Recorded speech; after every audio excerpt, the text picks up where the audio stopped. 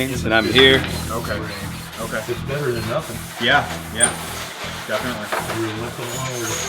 It's important to know the way people used to do things when things worked better and it all made sense. Types of wire. Yeah. You don't need fossil fuels to cut your firewood if you have one of these. I did. That's why I'm here.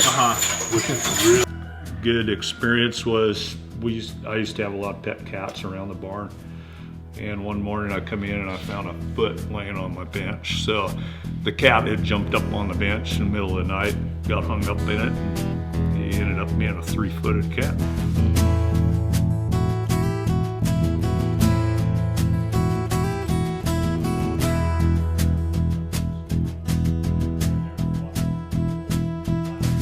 Every time I try to find another place to stay, every time I try to look away, you seem to cave. Oh, in the back of my mind, in the back of my mind.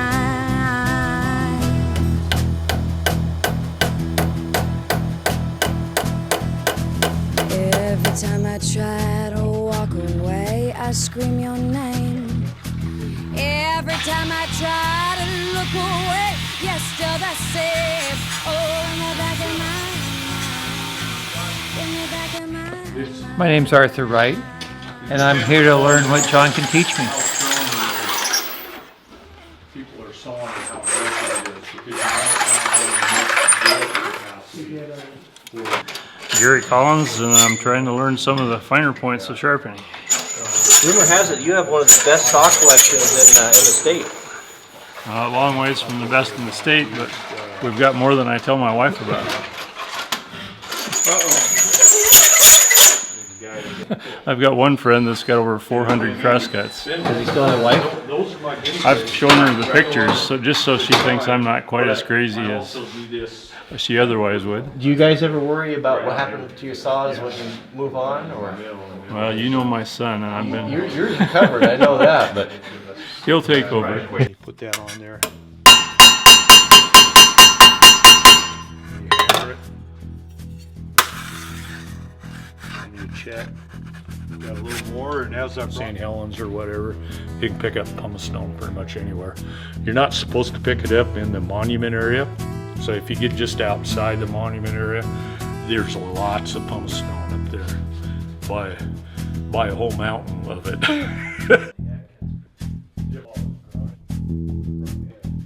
Because I have a broken tooth. So you put a straight edge point to point, and then you measure between your straight edge and your cutter.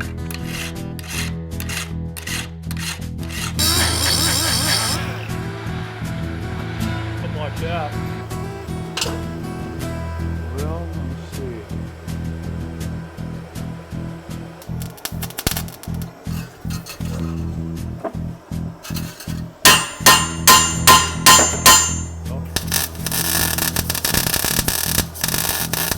I'm trying to push more of this in than the mild steel.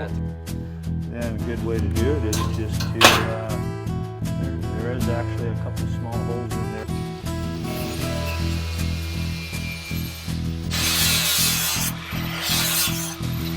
This stringer are 42 inches tall. How wide are they?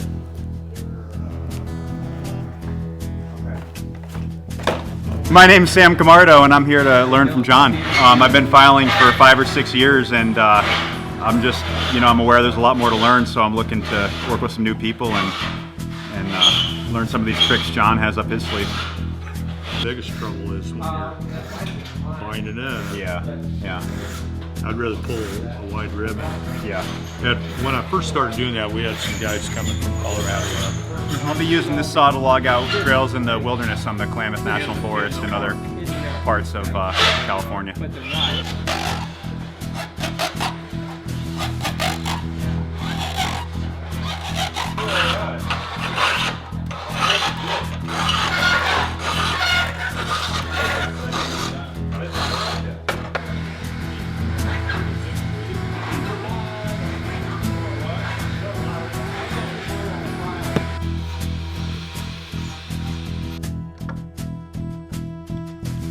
Okay, now I'm going to temper the outside areas around the weld and the weld itself. And I'm going to bring it to about 650.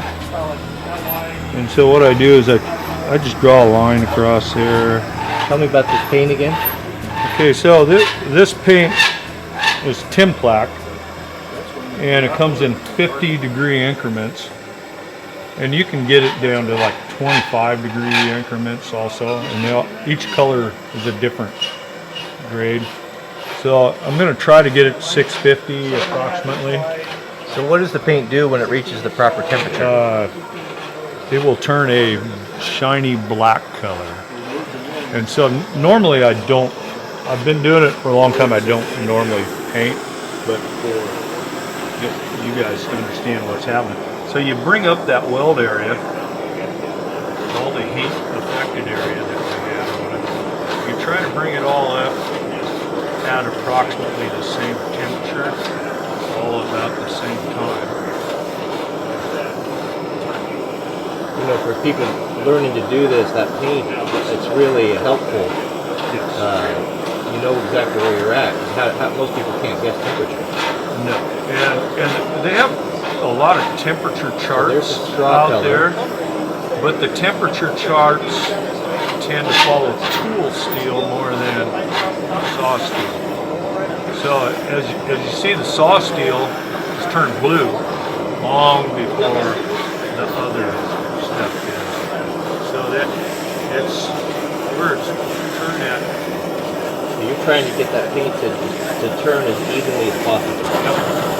Just a shiny black. When you get to that area, then it's right at about 650 in that area. And so that pretty much is right there. That's where they're sitting right now. We got past this creek. Hi, my name's Jay Crafton. I'm here because I understand the mechanics of tuning a saw, but I need to learn the art of tuning the saw. I'm hoping to learn some details about the proper way of maintenance. I do trail work on Pacific Crest Trail. Me and my wife adopted 11 miles. Our section that we adopted, we can use chainsaw, so we buzz through that. So once we get that done, we'll go up into the Alpine with the crosscuts and do some real work. So you have an interesting tattoo. What's the story of that? This spring I did this certification to become a sawyer, and after I got my certification I just thought how much I love the forest, so it's just something I can look at every day when I'm at work and think about where I really want to be. A tattoo of meaning. I can get behind that. That's what makes me happy. What am I going to use this saw for? Whatever I want. Cutting stuff. I'm going to use the saw to train my nieces how to do this, actually. Looks like a good one to do that with.